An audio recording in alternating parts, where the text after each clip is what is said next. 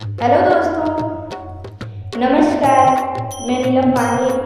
बहुत ही प्यारा सा शोर गीत आप सभी के बीच में लेके आई हूँ। कैसा लगे आप लोगों को कमेंट करके ज़रूर बताएं। अपना आशीर्वाद प्यार बनाए रखें। पनेवा बरन रनिया पातर कुसुमा ऐसन सुंदर कुसुमा ऐसन सुंदरी हो रनिया निहुरी के अंगना बहारे बाड़रिया कागा बोले बाड़रिया कागा बोलाई हो रनिया निहुरी के अंगना बहारे बाड़रिया कागा बोले बाड़रिया कागा बोलाई हो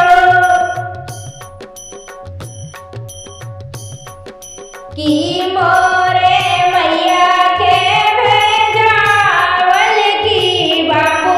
के संदेशवा की बाबू के संदेश लाया हो हे कागा की मोरे पिया के संदेश सुबही सुबह बोला सुबही सुबह बोला हो हे कागा की मोरे पिया के संदेश सुबही सुबह बोला हो नाही तोरे माई के भेजावले नाही बाबू के संदेशा नाही बाबू के संदेशा हो हे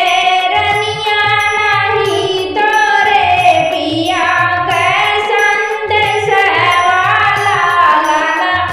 तोरे होई है लाला तोरे होई हाई हो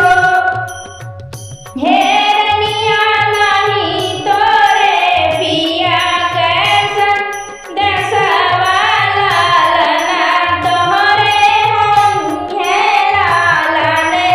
तोरे होई हाई हो सोनेवा गाड़ौगे तोरा खोड़ेवा तो रूपेवा पाखनेवा तो रूपवा पाखनेवा हो कागा दूधा भात देवा तू हाय खोरेवा लाला मोरे होई है लाला मोरे होई हाई हो बीती गाए अठावा महीनेवा तो नवाए के लागते नवाए के लागते हो हे बनिया गाने में जना मेला